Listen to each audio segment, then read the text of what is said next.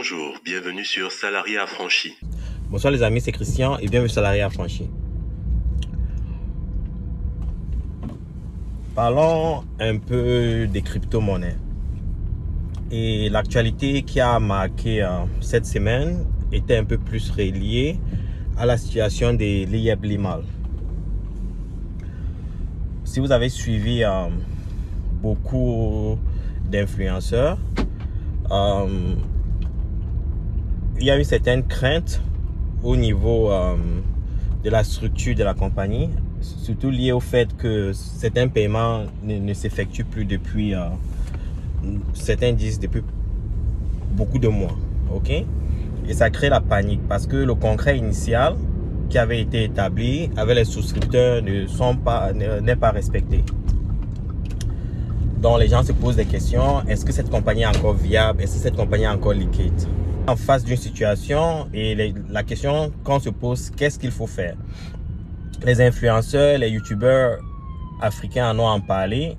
Il y a certaines personnes qui sont venues dans leur chaîne apporter leur témoignage. Certains ont perdu beaucoup d'argent, 400 000. Certains ont perdu la vie.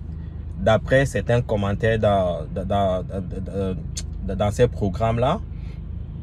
Et apparemment, beaucoup de gens en souffriront. En tant qu'investisseur, je vais apporter mon appréciation. Je n'ai jamais investi sur Lieb Limal, mais j'ai investi dans des projets où je me suis fait scammer. Donc, tous les investisseurs, si un investisseur qui a investi ne s'est pas fait scammer, que ce soit dans les actions, que ce soit dans les produits dérivés, que ce soit dans les crypto-actifs, c'est que ça n'existe pas. Tous ceux qui investissent perdent de l'argent. C'est un processus. Dans le groupe Salarié Affranchi, je ne peux pas estimer combien nous avons déjà perdu. Le groupe a déjà perdu beaucoup d'argent. Quand il parle d'argent, c'est en millions. Donc,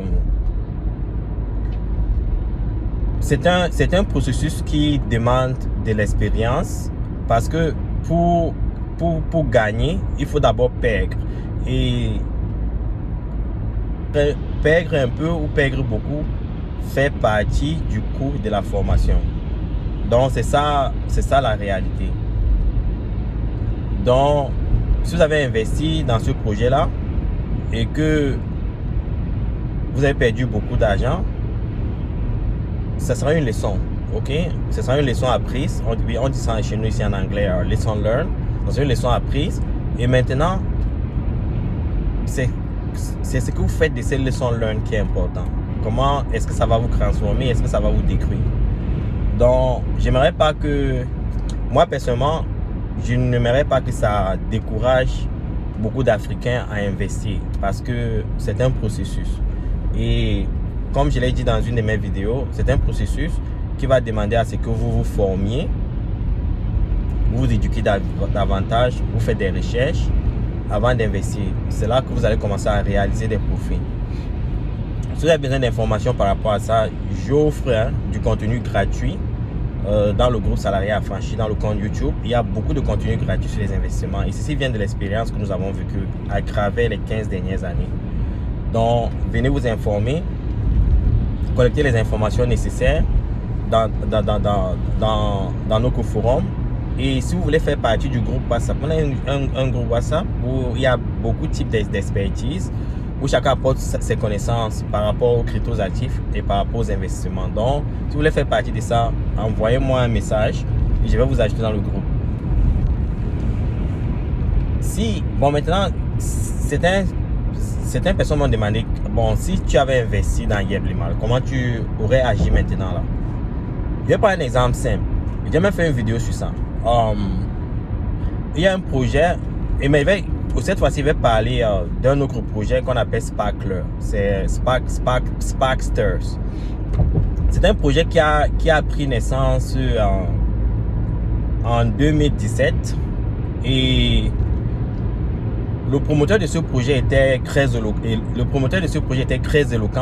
et ce qu'il proposait, c'était un peu un cloud décentralisé et il proposait aussi un développement sans coding. Ça veut dire que tout individu qui n'avait pas une expérience dans le développement des logiciels ou les codes pouvait juste configurer.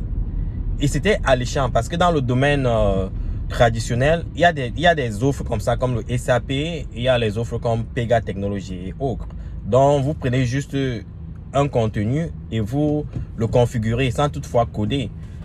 C'était une idée innovatrice. Donc, ça a attiré beaucoup de communautés.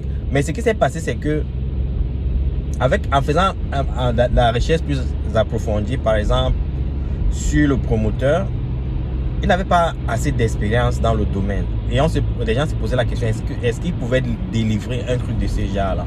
Néanmoins, le groupe a pris le risque parce que dans les cryptos actifs, il faut prendre les risques. Okay? Même le Bitcoin, les gens qui ont pris le risque au départ, on ne sait pas à quoi devait servir le Bitcoin. Donc le groupe, à cette époque, a mis 5 Ethereum dans ce projet-là. Et ce qui s'est passé, c'est que quand ils ont proposé leur premier démo, ça ne correspondait pas à ce qu'on espérait. Ok? Et ce que j'ai fait, ce que le groupe a fait, c'est que quand la monnaie est arrivée, donc quand ils ont commencé à distribuer leurs jetons, n'ayant pas foi au projet, le groupe a vendu tous les Sparkers. Je ne sais pas combien de Sparkers ils avaient distribué, ça fait longtemps. Le groupe a distribué les Sparkers. Et dès que c'est arrivé sur l'échange, nous avons vendu. Ce qu'on a récupéré, c'était maximum 1.2 Ethereum. Donc nous avions perdu beaucoup d'Ethereum dans ce projet-là. Et à la fin, c'était la bonne chose à faire parce que après, quand les gens ont fait des recherches approfondies et que le gars avait de la peine actuellement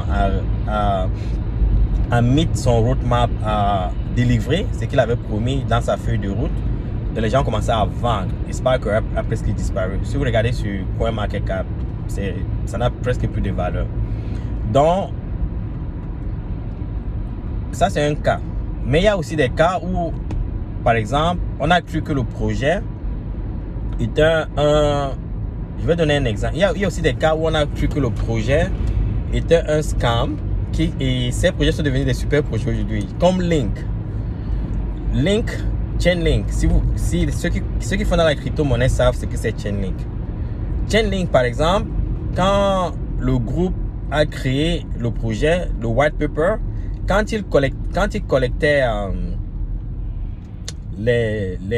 pendant le ICO, ils étaient installés aux îles Caïmans comme ça, qui a une législation qui protège un peu les investisseurs. Donc, il y a la vie privée des investisseurs, des venture capitalistes est vraiment protégé. Donc, ça va alerter la communauté. Ce processus va alerter la communauté. Pourquoi ils collectent les ICO et ils sont aux îles Caïmans. Ok? Et beaucoup de gens n'ont pas investi. Mais le groupe Salarié Affranchi avait investi au ICO. Parce qu'on prenait des risques, on a investi juste un tout petit peu par rapport aux risques qu'on courait. Et à la fin, Chainlink s'est avéré être un bon projet. Ce que je veux dire, c'est que il faut que c'est votre instinct qui vous guide. Des gens vont venir sur YouTube, les influenceurs, des gens comme moi, nous donnons nos idées, nous donnons nos opinions. Mais à la fin, vous comprenez, la décision, c'est à l'investisseur, c'est ton intuition. C'est le risque que tu acceptes de prendre. Par exemple, il y a 3 degrés de risque. Il y a certaines personnes qui sont risk adverse. Il y a certaines personnes qui ont une tolérance des risques modérés. Il y a certaines personnes qui ont une tolérance des risques zéro. Ok? Mais si vous êtes dans la crypto-monnaie, hein, ça veut dire que votre tolérance des risques est au moins modérée parce que c'est un secteur extrêmement volatile. Et vous pouvez le voir sur le marché, comment le marché se comporte en ce moment. Donc, dans le cas de Limo, de Liablima, Limo c'est une crypto-monnaie. Liablima n'a rien à voir avec la crypto-monnaie, il faut que ça soit clair. Mais le token Limo est une crypto-monnaie. S'il y avait du Limo, qu'est-ce que je ferais? Ça ne serait pas la meilleure option pour moi. Pourquoi? Parce que je le changerais pour avoir peut-être une autre monnaie, par exemple comme Solana. Certains vont dire que on a investi beaucoup d'argent et que si on vend nos limos, on perdra de l'argent. Par rapport à ce que je vois il n'y a pas de volume sur le limo. Il y a la peur des investisseurs par rapport à ce projet, il est fort probable que ce projet ne survive pas.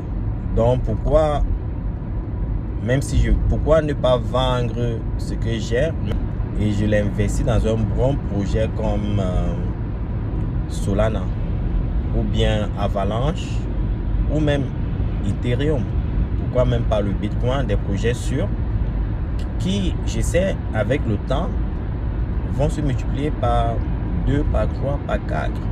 Cela aurait réduit ma perte, ok, que d'attendre sur un projet dans lequel il y a autant d'alertes, autant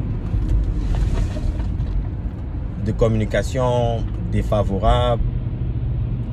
Donc,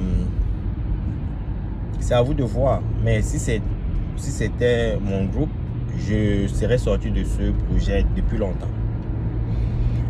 J'aurais vendu mes limos, j'aurais récupéré ce que je peux et je l'aurais swap pour une monnaie un peu plus sérieuse.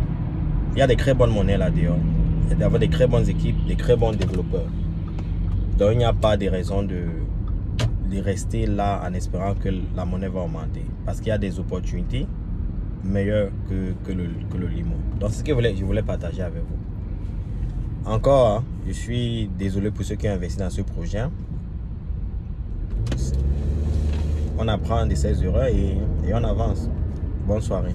Si vous avez aimé cette vidéo, n'hésitez pas à liker, à partager ou à vous abonner pour rester au courant des actualités de la crypto. Merci.